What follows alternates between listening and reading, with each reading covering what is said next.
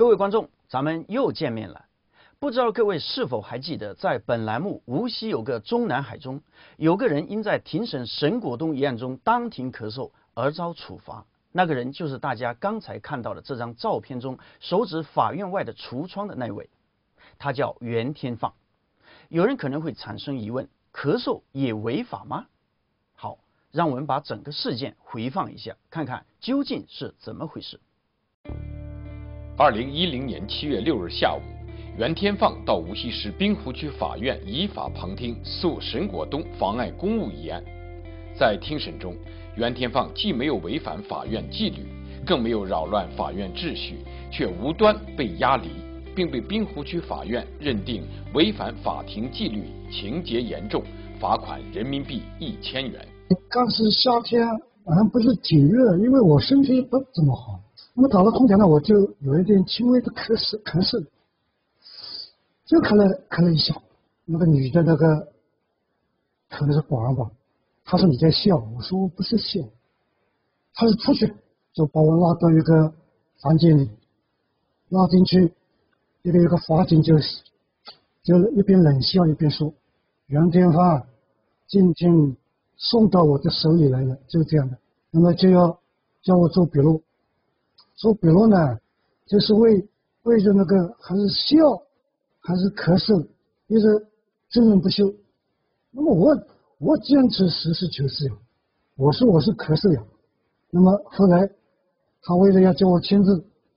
他就好，那么就依你。上面笔录上面就是轻轻呵呵一笑，就这么写在上面的，我就看到。那么他还叫我签字，现在我说不签的，我说你们现在你们这些检查什么的我都看得一文不值，不签的。我做好准备，他要拘留我。法警话中有话，似乎早就想要找袁的晦气，而他非要说袁天放笑了，又有何用意呢？那么在法庭上咳嗽和笑有什么区别吗？我们来看看法院的布告栏上和罚款决定书上是怎么写的。2010年6月25日和7月6日，滨湖法院刑事案件开庭中，法官发现坐在旁听席上的宋某某未经法庭允许擅自录音，而费某某、丁某某、袁某某则大声在庭上喧哗鼓掌。本院在审理被告人沈果东妨害公务一案中，查明袁天放违反法庭纪律，情节严重，依照刑事诉讼法第161条第1款的规定，决定如下：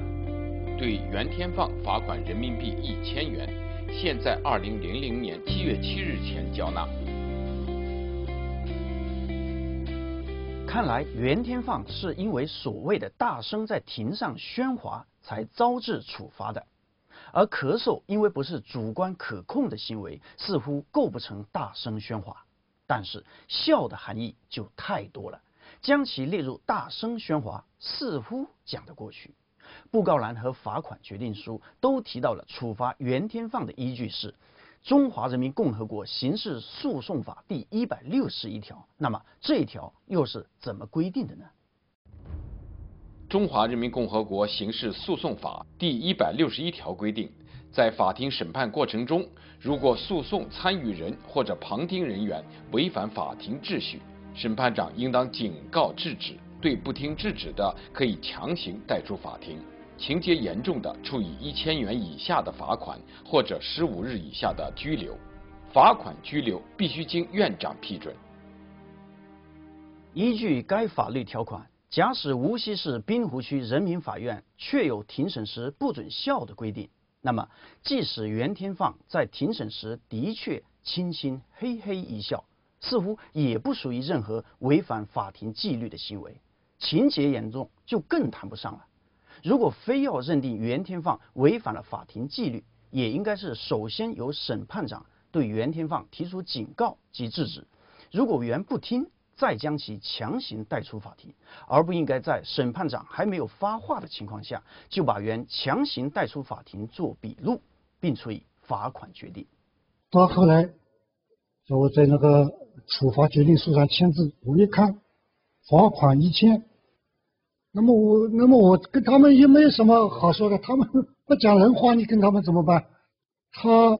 刑事诉讼法上面根据那个法条的规定，如果认为我违反法定纪律，他这个权利是审判长的。旁边的不论你是保安是便衣，你没有这个权利的。按照滨湖区法院的处罚标准，每一个参加法庭审理旁听的公民都必须戴面具，才能够避免遭处罚。为此，袁天放根据相关法律之规定，2天后，即2010年7月8日上午，依法向无锡市中级人民法院申请复议。袁天放的复议申请还没有得到批复，滨湖区法院又将袁的照片张贴在法院外的橱窗里，以儆效尤。像我在法院里什么说我轻咳嗽的那个事，滨湖法院说我轻咳嗽，轻一声咳嗽，到了中级法院行政复议，说我大声咳嗽。后来到了无锡市日报上面还要厉害，说大声喧哗在法庭上，扰乱法定秩序，法警劝阻无效，还是大声喧哗，这样才罚我1000块钱的。现在他们编造罪名，防不胜防。袁天放认为法院的做法侵犯了他的尊严，违反了刚于2010年7月1日生效的侵权责任法，决定向无锡中级法院状告滨湖区法院。他以挂号信的方式把起诉状递交给无锡中院，等候法院的回复。袁天放说，他正好借此次的机会测试新法的效率。他说，实际能否保护我们还要看，就看那个新法能否起到作用。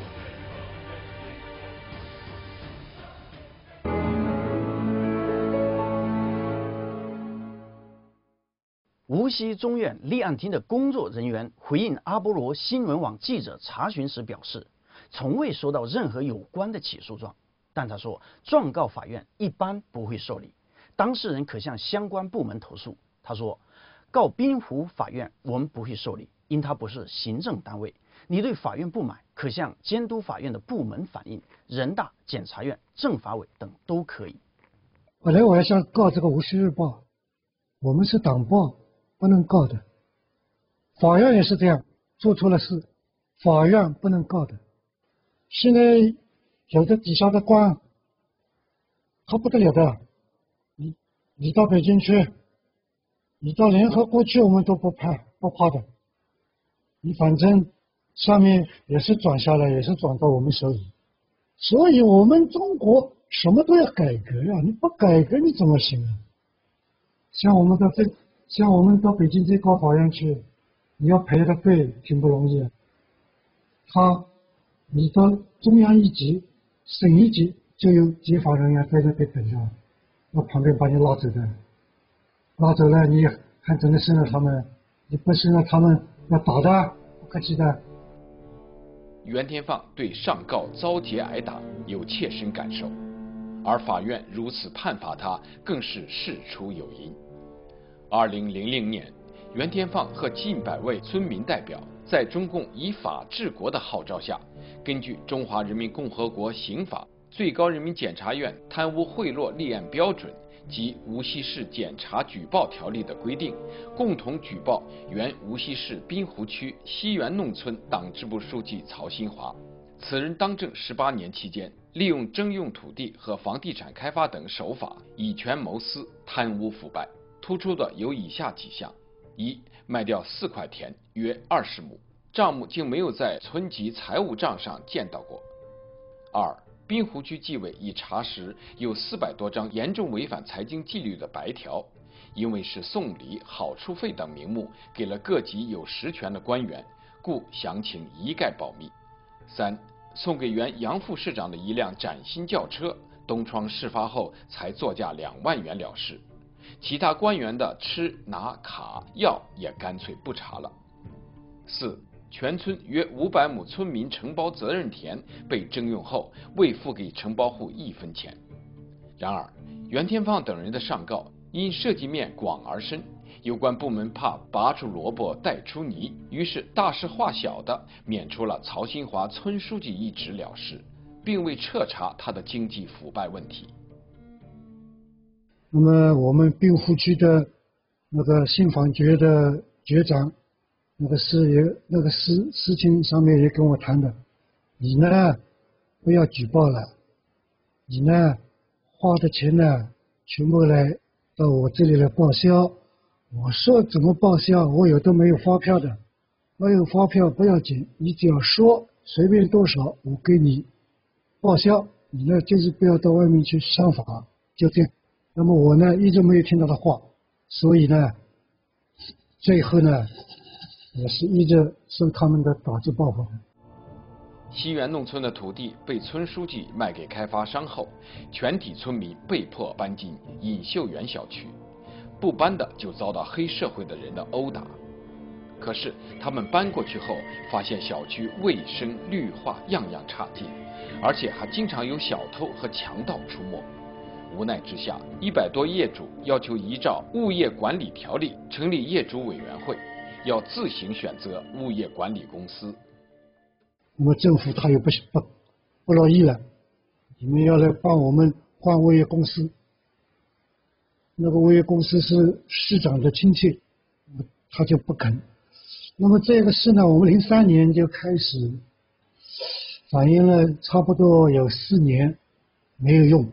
他们就是推来推去，不肯让我们成立。我们从06年底开始，我就带着几个人到北京去上访，那个事出来了，就问题就大了。对于袁天放等人的赴京上访，政府恼羞成怒，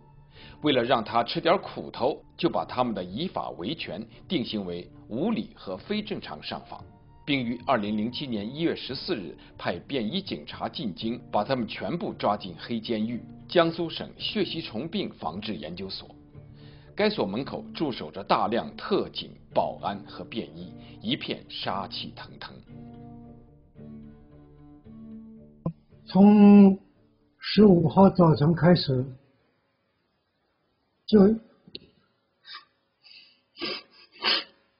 一直让我站着，一碗水都不让我喝，因为我身体不好，我有心血衰竭、高血压，我要吃药都不肯。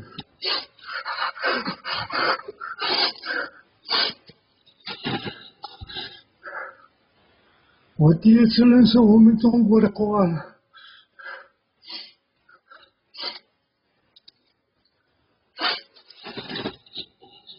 就是后来我吃了药，身体好了一点，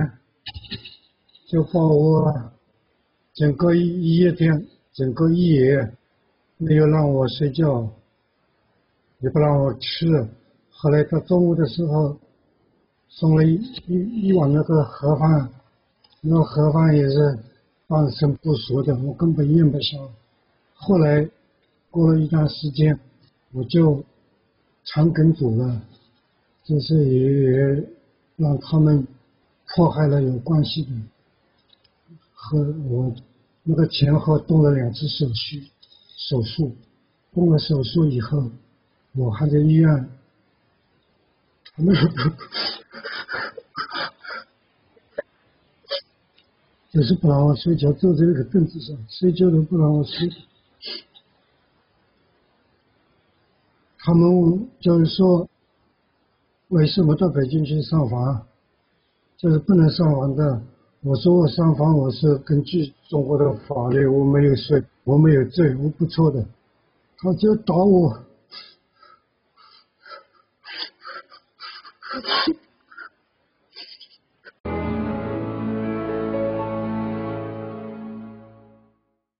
然而有泪不轻弹，60多岁的袁天放对那段与警察的第一次紧密接触，至今仍刻骨铭心。每次提及都是抽泣哽咽不止。事隔2年后，他通过博讯网给打他的2个警察写了这样一封新年寄语：无锡访民袁天放对石库公安的新年寄语2007年1月16日是我刻骨铭心的一天。为打击报复我曾举报村书记经济腐败而牵涉到无锡市各级官员，所以莫须有的罪名拘留我15天，并且不是依法办案，而采取一切违法手段，包括抽打3次连环耳光，强迫下跪2次。这些违法行为的实施者是无锡市公安局滨湖分局的民警杨志平和原治安大队长高建伟，由这2位穿着制服的人来完成的。虽然事情已过去2年，但你们的暴力却让我刻骨铭心，始终忘不了。因为我从那以后就经常牙疼，饭菜难咽呀。目前你们的工作岗位已做调整，但你们的违法行为最终得到法律制裁的可能性依然存在着。这里必须提个醒，让你们好有个心理准备。尽管目前你们身居重要部门，自以为不会怕我们这种小百姓，而且有各种各样的手段来对付我，不过别忘了一句话：以其人之道还治其人之身，恶有恶报，善有善报的古训之灵验。国家正逐步向依法治国的方向发展，作为公安民警，还有很多具体工作等着你们去做。你们也都有父母，都有儿女情长，如果对待他们也采取抽耳光、下跪等手段，成何体统？新年已到，希望杨志平、高建伟等先生看在拿到手的钱比我每月150元钱高得多的面子上，不要作恶太多，积极以人为本办案。也祝你们继续步步高升。致敬，打了才认识的朋友袁天放。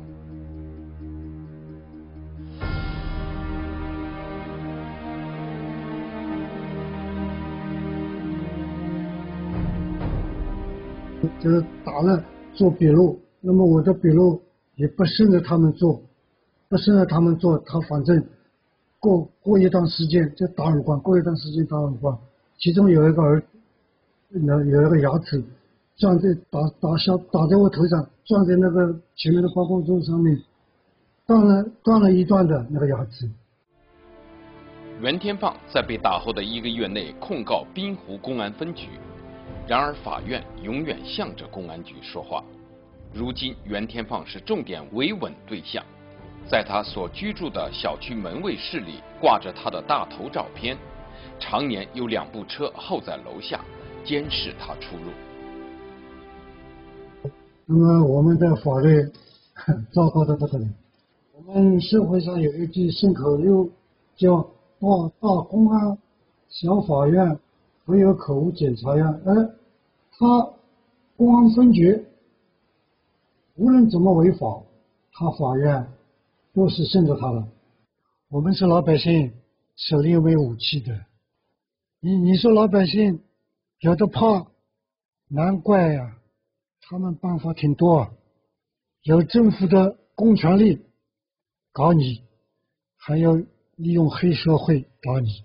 这个社会不得了，一直这样下去了得吗？不行。2010年6月25日，沈果东由于拆迁维权被刑事拘留开庭。那天有200多位老百姓旁听。由于袁天放他们在法庭上话讲得很漂亮，引得底下一片掌声。法庭急得要命，筹划着再开庭时一定要给他们一点颜色看看。于是，在7月6日第2次开庭时，袁天放仅仅因为一声咳嗽就被押离法庭，并罚款1000元。而沈果东的妻子丁红芬因为当庭对丈夫说“沈果东，我爱你”，而被拘留15天。这下我们弄清楚了，为什么袁天放的一声咳嗽硬是被指为一笑，而这一笑竟招来1000元的处罚。在物价高涨的今天，对盆满钵满的大小官吏们来说，似乎1000元不算什么。可是对于每月只有100多元收入的袁天放来说，这1000元可能会够他生活几个月，甚至1年。现在如果说我受了迫害，吃了苦，后悔不后悔？我一点都不后悔。我是为我们的国家走上依法治国出力吧，只能这么说。总之，我们这个维权也是为了社会的公平正义，为了社会的进步。如果公平正义得不到彰显，